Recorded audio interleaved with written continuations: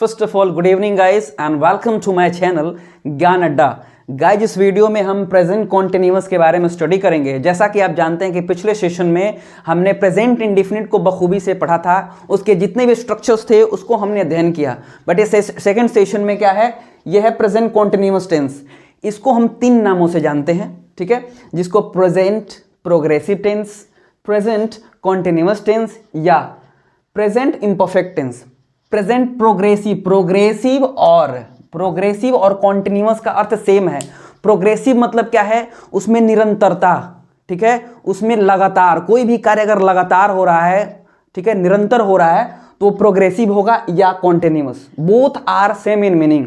देखिए थर्ड है, थर्ड का कुछ जो अर्थ चेंज है बट राउंड अबाउट में वो उसी अर्थ को डिपिक्ट करेगा। एग्जाम्पल के रूप में ये है, पहले देखिए इम्परफेक्ट। परफेक्ट मतलब हमने बताया कि पूर्ण होता है, पिछले वीडियो में मैं बता चुका हूं कि परफेक्ट का मतलब पूर्ण होता है। इम्परफेक्ट उसका अपोजिट है, तो इसका मतलब होगा अपूर्ण, यानी कि वर्तमान अपूर्ण काल, प्रेजेंट इम्परफेक्ट टेंस, यानी कि वैसी क्रिया जो शुरू तो हो चुकी है लेकिन खत्म नहीं हुई है, वो फिनिश नहीं हुई। एग्जाम्पल के रूप में मैं नहा रहा हूं, मैंने नहाना तो स्टार्ट कर दिया है बट मैंने नहाने का कार्य जो है पूरा नहीं किया है, वो है इम्परफेक्ट। या मैं ये भी बोल सकता हूं कि मैं नहा रहा हूं यानी कि मैं क्रिया लगातार कर रहा हूं।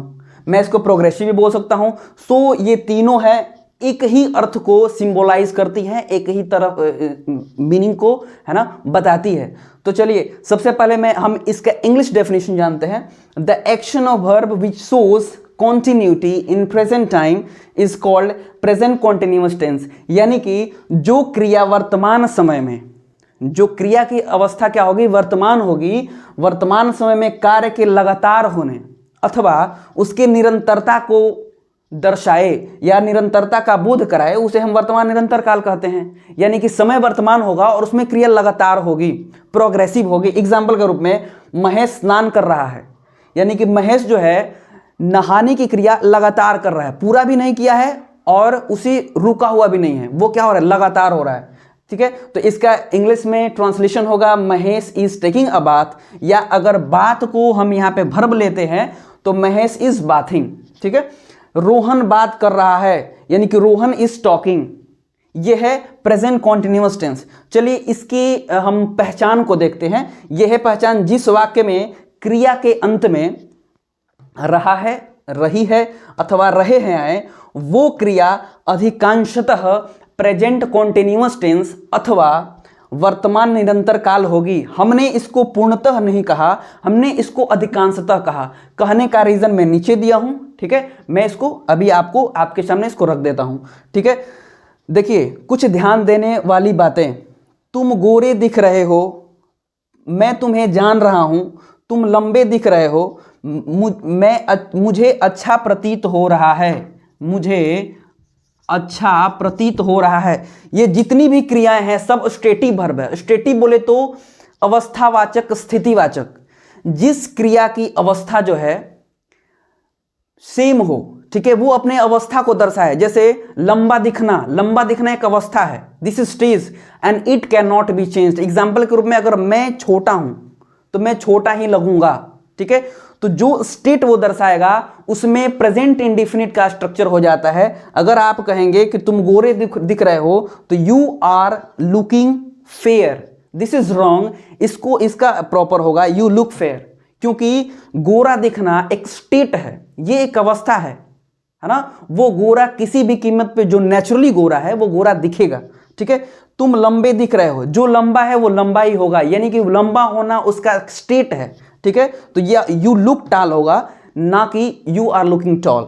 नेक्स्ट एग्जांपल है मैं तुम्हें जान रहा हूं, आई एम नोइंग यू नहीं होगा।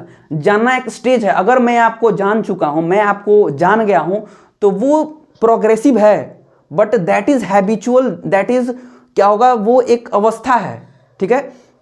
तो जानने की क्रिया लगातार नहीं हो सकती। जब मैं आपको जान रहा हूं यानी कि मैं आपको जानता हूं, ये यूजुअल है, ठीक है। तो इसका आई नो यू होता है, ठीक है। इसीलिए हमने कहा अधिकांशतः, क्योंकि आप ऐसे क्वेश्चंस में, स्टेटिव वर्ब वाले क्वेश्चंस में आपका ये जो है, जिस वाक्य के क्रिया के अंत में रहा है, रही है, रहे हैं, वो यहाँ पे फेलियर प्रूफ होगा। इसीलिए हमने यहाँ पे अधिकांशतः लिखा है।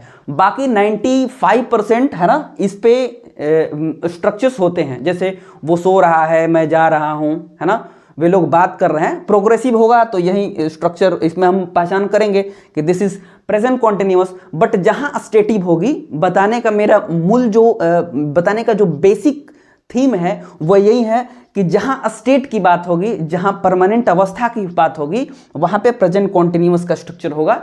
जैसे मैं जान रहा हूं, आई नो यू।